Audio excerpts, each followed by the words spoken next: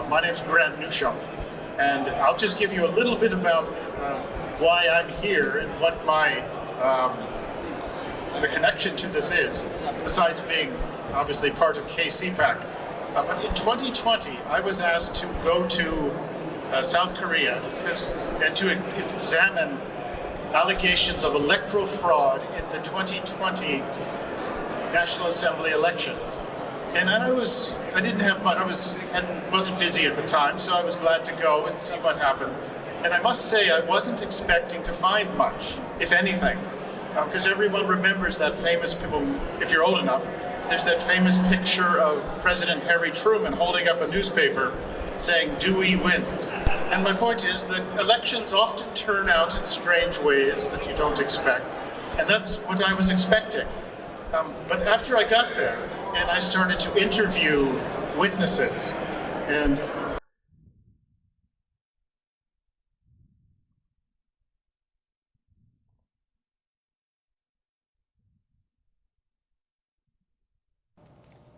이 선관위를 이거 어떻게 하면 좋을까요, 여러분? 얘기 좀 주세요. 국회 허위 답변을 11번이나 했다? 이런 얘기도 나옵니다. 지금 공수처가 대통령 영장 관련해서 국회에 한 번 허위 답변한 것 같고 검찰 압수수색까지 받았잖아요. 근데 선관위는 그 수준이 아닙니다. 수차례 국회에 허위 답변을 해왔습니다. 뭐부터 할까요? 선관위가 셀프 개혁한답니다. 많은 전문가들은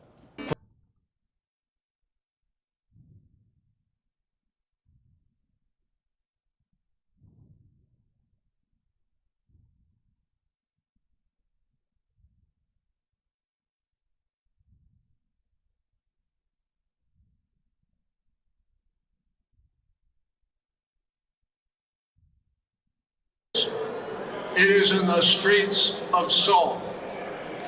Now, see what happened. And I must say, I wasn't expecting to find much, if anything, because everyone remembers that famous, if you're old enough, there's that famous picture of President Harry Truman holding up a newspaper saying, "Dewey wins." And my point is that elections often turn out in strange ways that you don't expect. And that's what I was expecting.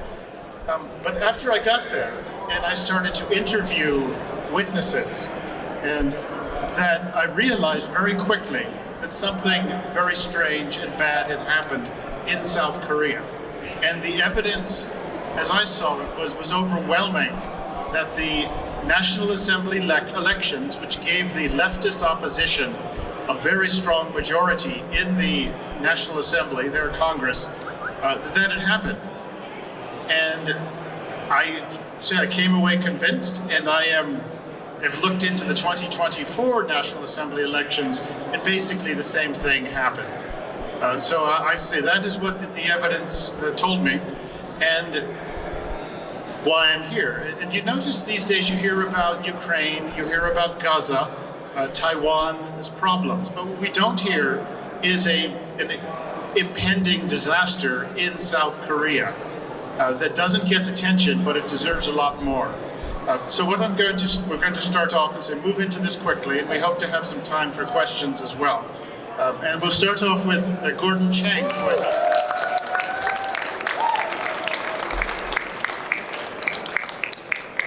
thank you, Grant. Thank you, CPAC Korea, and Annie Chan. Thank you for your leadership. CPAC Korea is now protecting the world's most vulnerable democracy. Leftists are trying to seize control of the government after the impeachment of President Yoon Suk-yeol on December 14th. And now they have filed criminal charges against him for insurrection. The only thing that is protecting democracy in South Korea are conservatives in the cold, on the streets, confronting leftists on Seoul and Daegu and so many other cities. What's at stake? Well, nothing less than the continuation not only of democracy, but also of the South Korean state, the Republic of Korea. If you want to know where the front line of democracy and freedom today is, It is in the streets of Seoul. Now,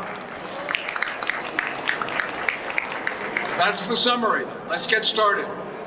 And this crisis did not start in December with the impeachment of President Yoon. It did not start on April 15th, 2020 with the National Assembly elections, but today we will begin there. On that day, in the election, it resulted in an uninspected, overwhelming victory for Minju, the Democratic Party of Korea.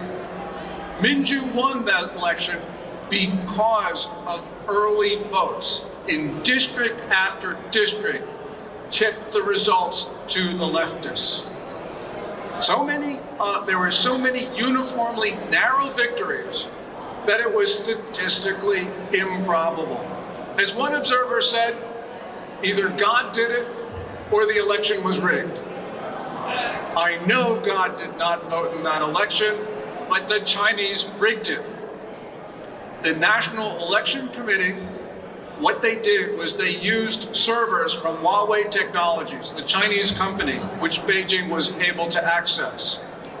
Also, there is reporting that the NEC cooperated with Tencent, the Chinese internet giant, to develop algorithms to switch votes that had been decided early. This election was stolen. In 2024, just like in 2020, we had unexpected results and a big Minju victory. They did it again. This is something that never happened before in South Korean history. So we know that they took that election from the conservatives. NEC, National Election Committee, in 2024, they even hired Chinese to count the votes. So what's the consequence of all of this? Well, Minju now controls the National Assembly, as they have for the last 4 years, but something else, and that is Minju is not a normal political party. Its leaders somehow seem to think that they are still in the 7th century when China's Tang Dynasty controlled much of the Korean Peninsula. So you have leftist leaders. They believe they are vassals of this magnificent Chinese state or even servants of it. And they are now allowing Beijing to infiltrate South Korean society and to determine outcomes in South Korean elections. So the Chinese and their North Korean friends are now conducting their warfares campaign. There are 3 warfares: psychological warfare, media warfare, and legal warfare. And because of that, the Chinese have become extremely influential. Here's an example. In early December, when you had the big pro-impeachment rallies in Seoul, there were a lot of faces that were not Korean. They were like my wife's. They were Chinese. When the Chinese presence became a political issue in South Korea, what happened? The Chinese demonstrators all at once disappeared. How could that have occurred? We were also seeing strange-looking policemen on the streets of Seoul who are violent with no name tags. Maybe they're Chinese. We don't know for sure, but we can see that this is a time of unusual, certainly extraordinary events in South Korea. In South Korea, Minju, we now have a leader, Lee Jae-myung. He is just like previous Minju president with Moon Jae-in. Moon Jae-in was a communist. He did not believe in the South Korean state. He believed in a unified Korea, probably under the control of Pyongyang. Now, the current Minju president, he is even more pro-communist, he is more ruthless, he is more pro-China, he is more pro-North Korea, and he is more anti-American than Moon Jae-in. And what does that mean? It means that the South Korean state is at an extraordinary time. Now everything is at risk. Freedom is at risk, democracy at risk, South Korea at risk. And that means South Koreans can now lose everything.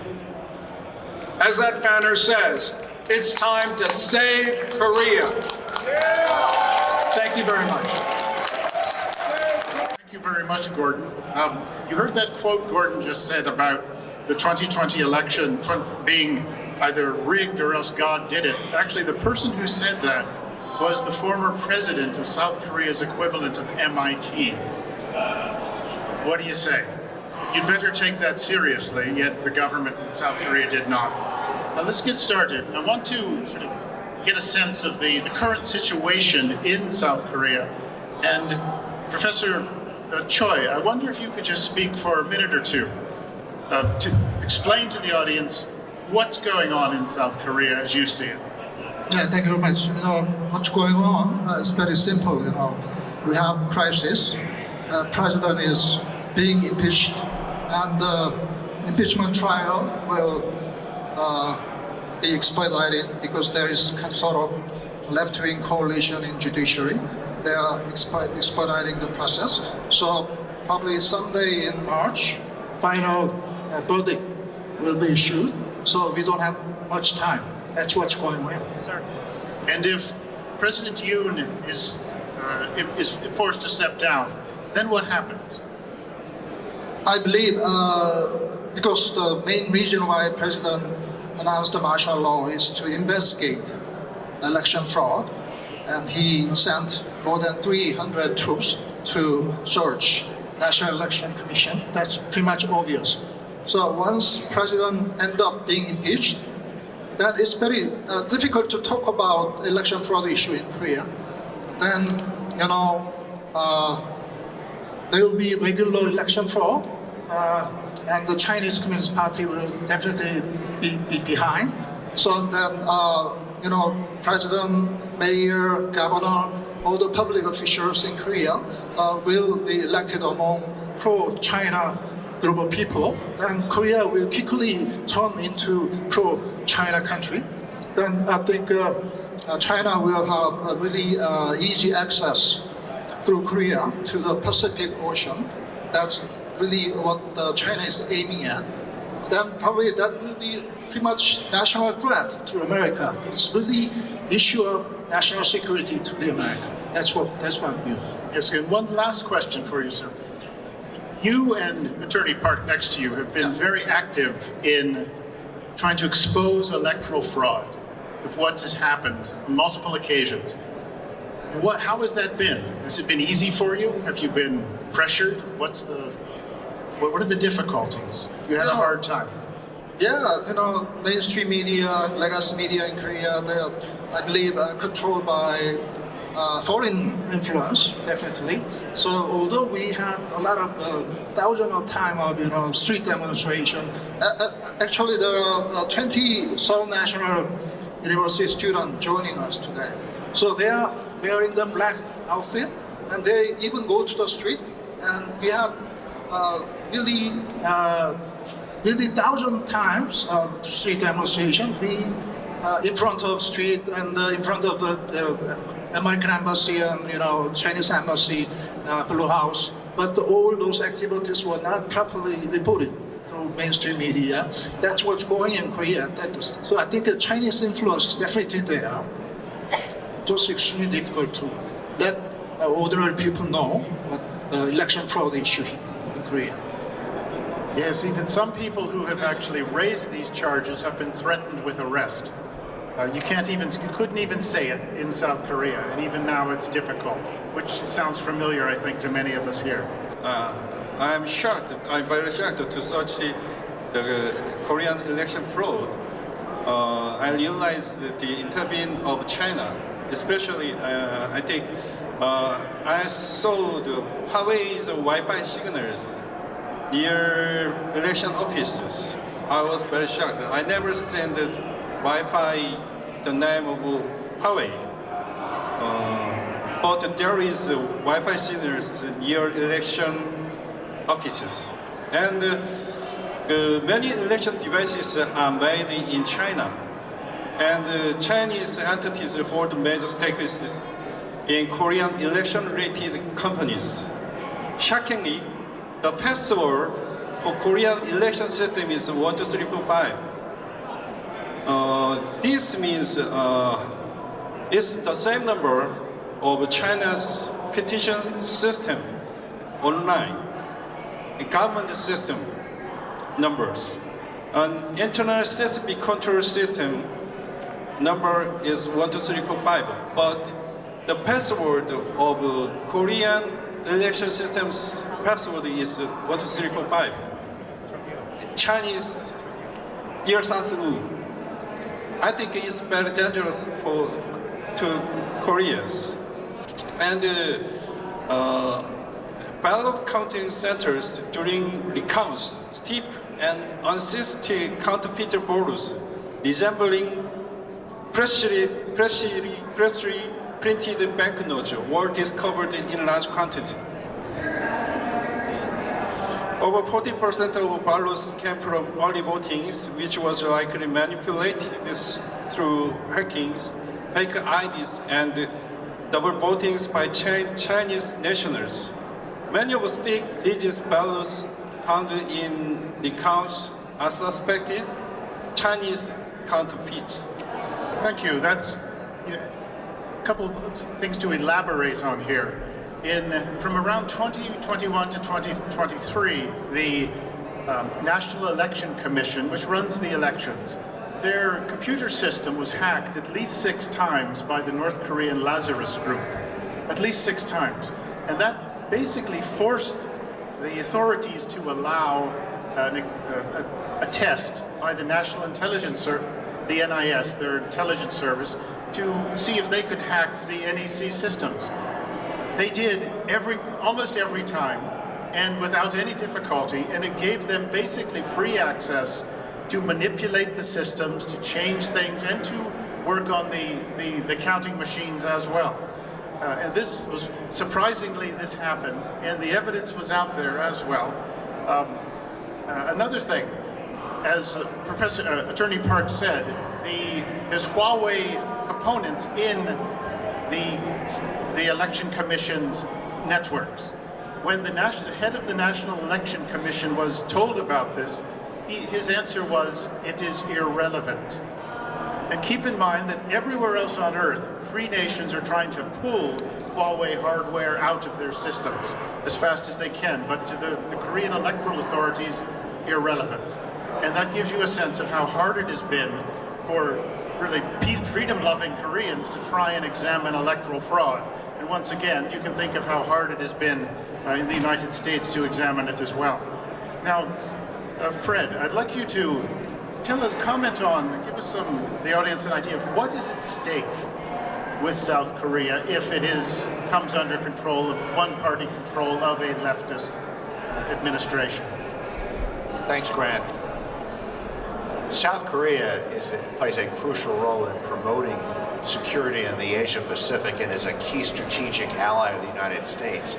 That obviously gives strong motivations to China and North Korea to undermine North Korea, to create domestic instability, knowing that it will advance their interests and it will undermine American and global security. And this comes at a dangerous time because the threat from China and North Korea have really skyrocketed during the Biden administration because the Biden foreign policy was by far the most incompetent in American history. We've seen surges in threats to Taiwan, threats in the South China Sea, huge increases in the Chinese military spending, the Chinese missile arsenal, the Chinese nuclear arsenal. But I just want to talk about North Korea, which I don't think people are focused on. Biden decided to simply ignore North Korea. Now, you remember, Donald Trump had a very aggressive strategy.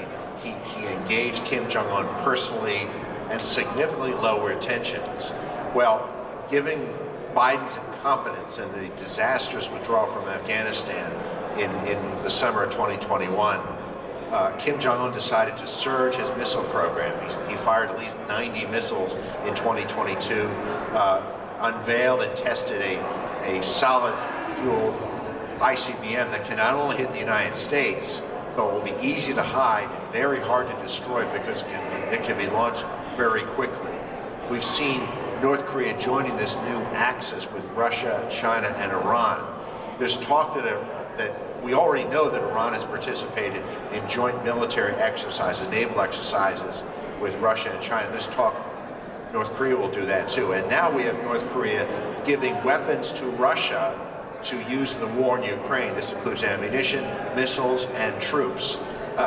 North Korea has become a much more dangerous rogue state than it was when Trump left the Oval Office because of the incredible incompetence and neglect of Joe Biden. Now, I think Donald Trump is going to take steps to reverse that, but there's a lot of work to do. But part of this rogue behavior by China and by North Korea is undermining South Korea's democracy. And I think that when we peel the layers of this onion back, we're going to find active effort, and we already heard some very active efforts by China and North Korea to undermine North Korea's democracy because they are trying to undermine the security of the Asia Pacific, and if they can, drive the United States out of this region. So this election fraud issue is part of a much bigger security challenge. Fred, I'd always heard that you hear it all the time, the U.S.-South Korea relationship is rock solid, forged in blood, can't be hurt. Is it possible that this alliance could come apart?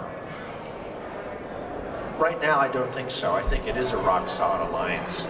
But there are leftists in South Korea who are pretty hostile to the United States, or they are too willing to appease North Korea. And that was certainly true of President Moon. But I think what we may see with the new left-wing president, he will be much worse than Moon, and we may see offers to North Korea that may give away so much freedom and security that South Korea may never get it back. Thank you. And I have a question for Ambassador Ryu. Thank you. Could you comment on what are North Korea's objectives towards South Korea? Does it really think it can take over South Korea? 제가 보기에는 북한이 한국을 공산화하기 위한 것이 가장 본질적인 문제라고 생각을 합니다. 그러니까 남과 북은 태어날 때부터 체제 경쟁 속에 뛰어들었습니다. 그래서 이제 북한인 경우에는 김일성이 1950년 6월 25일에 한국 전쟁을 일으키기도 했습니다. 이게 다 체제 경쟁의 일환이거든요.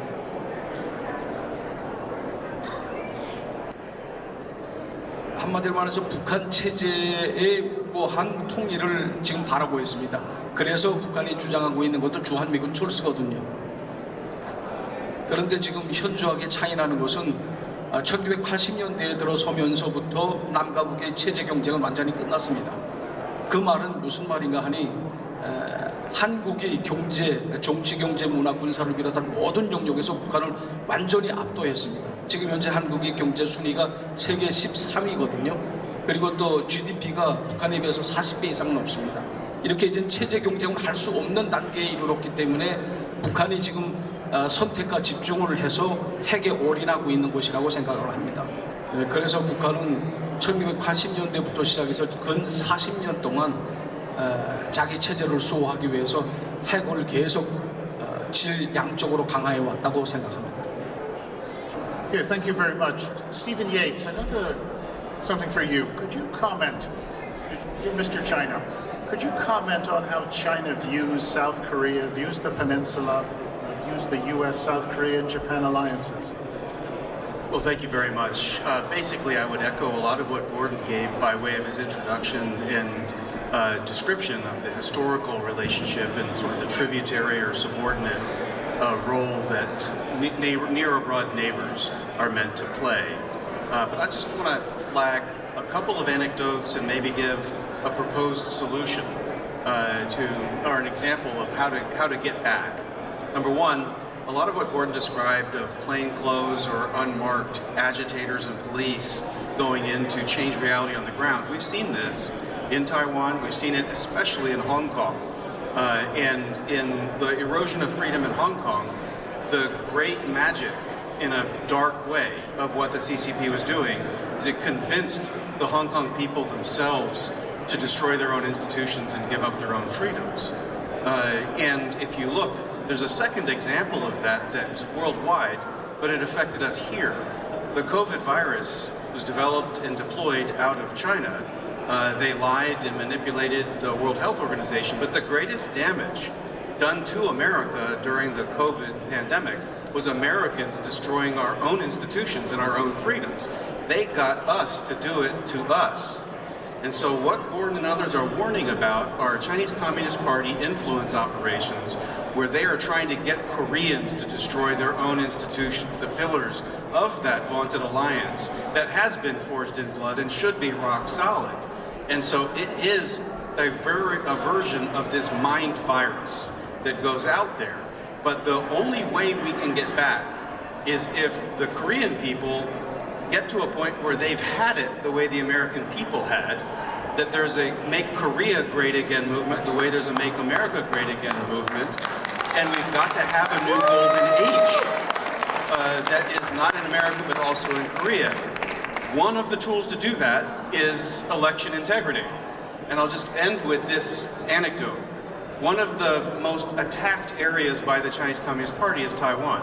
I've been blessed to spend most of my life from martial law to today looking at the electoral process in Taiwan. Somehow, in a single day, 12 to 15 million people are allowed to vote. They show an identification, they fill out a paper ballot that has witnesses, and they are able to go through and have results by 8 or 9 p.m. that end up not really even being contested. But they have a system. It's not America telling the world how to do it. One of the other vulnerable democracies already does this. And we don't need electronic systems to count. It's done by the precinct level up. And human beings have shown that they can do this with integrity in other countries. And so, watch out for the CCP influence operations. Watch out for the mind virus that gets us to attack each other and our own institutions. But do go back to making it easy to vote and hard to cheat with paper ballots and verifiable systems. With that, hopefully, we have a diagnosis and a prescription. Now, Attorney Park, along these lines, what would you recommend? What would you like to see changed in the South Korean electoral system to make it more honest? 선거 제도에 있어서 이미 모범 사례가 있습니다. 그거는 바로 대만 사례고, 대만은 당일 투표 그리고 투표소 수개표를 합니다. 부재자 투표도 없고 사전 투표도 없습니다. 그리고 그 투표소에서 바로 개표를 합니다. 이런 식으로 바꾸는 것이 제일 중요하다고 생각합니다. 그리고 그 제가 생각하는 아까 프레드 프라이츠가 얘기를 했는데 over 90% of South Koreans dislike China and strongly identify as pro-Korean. In a survey conducted on right-wing YouTube channels with 40,000 participants, every single respondent expressed support for the USA and dislike for China, with 95% stating they strongly dislike China. South Korea is an anti-communist, pro-American, and freedom-loving nation. But pro-China politicians, there are many pro-China politicians, but most of Koreans are pro-American. Yes, that's one of the peculiarities of the current situation, is that despite how well the leftist Democratic Party of Korea has done in these elections, and they are, by their own admission, they're pro-North Korea, pro-China, they see the United States as the problem. In fact, when they impeached President Yoon, one of the charges was that Yoon had been he had been antagonizing North Korea and the Chinese, and he'd been too friendly to the Japanese. And sort of by definition, this is also saying he's too close to the Americans as well. Yet despite these electoral victories, the polls always say that the vast majority of South Koreans support the U.S.-South Korea alliance, to include keeping military forces on the peninsula in the event the war had someday ended. So it's one of these paradoxes that, like any place, you have to dig into it a bit to kind of understand it. And an interesting anecdote that I discovered when I did my research is that, and Attorney Park had mentioned it, but I just want to highlight it, is some of the evidence provided was these pristine ballots, just like stacked up and had never been moved at all, and sometimes they were glued together, and this was presented to the courts as evidence. And the excuse given by the National Election Commission was, well, this is special paper. So if you crinkle it, it goes back to like being flat. You know, you should come up with a better story if you're going to sort of try and address evidence in that way. Now, Professor Tan, or Ambassador Tan, excuse me, what do you've worked on these peninsula issues, human rights in particular. What do you think the possibility of future unification is? Could you comment on that? I actually believe that we will see a united Korea someday. I have hope that that is the case. If you look at the Korean Peninsula at night, you see darkness over the northern part of the peninsula, and you see the southern part of the peninsula lit up like a Christmas tree. And this is a metaphor of the two Koreas as they are currently divided. North Korea is the most unjust, wicked, oppressive regime on planet Earth. And I'm saying that as someone whose job it was to deal with unjust regimes all over the world. It is number one along those lines, bar none. A friend of mine once described it, if you know the Lord of the Rings series, as Mordor. This is the heart of darkness in there. And a wicked regime as evil as North Korea will not be able to stand for a long time by historical standards. It will fall. Exactly how, exactly when, God knows. But will it be sustainable over a long time by historical standards? I would say no way, and history teaches us that.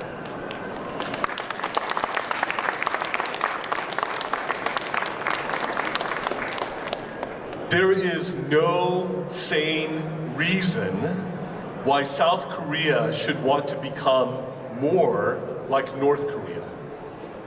There is no sane reason why South Korea should want to be overrun by communism. Because every time communism has been tried, it has led to the seizure of property of the people and the crushing of the people themselves. No exception, worldwide, every single time it has been tried. So then, those proponents of moving more in a North Korean direction, of falling more into the Chinese Communist Party's orbit, are advocating insanity. Moving into the current crisis in South Korea. Think about this. In these districts in South Korea, voting districts in South Korea, there were more votes than there were registered voters. How in the world could that not be cheating? When you have a situation where the National Election Commission is saying, nothing to see here, move on folks, when you have the Constitutional Court rejecting an inspection of the voter rolls and saying that inspection into the electronic voting system is irrelevant and immaterial to the impeachment case of President Yoon, this is legal nonsense. And I say this as a legal scholar. President Yoon, under Article 77 of the South Korean Constitution, had the constitutional authority as president, as duly elected president of South Korea, to declare martial law in a time of crisis for his country. He did this at great risk to himself as president, and he has been paying the price heroically for his country.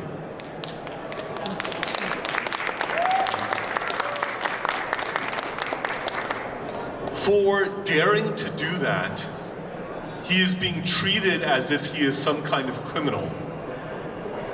You had thousands of police seizing him and throwing him into solitary confinement after the impeachment occurred.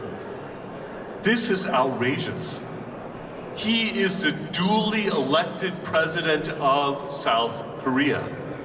And this is no way to treat the president of any country, much less your own president in your own country.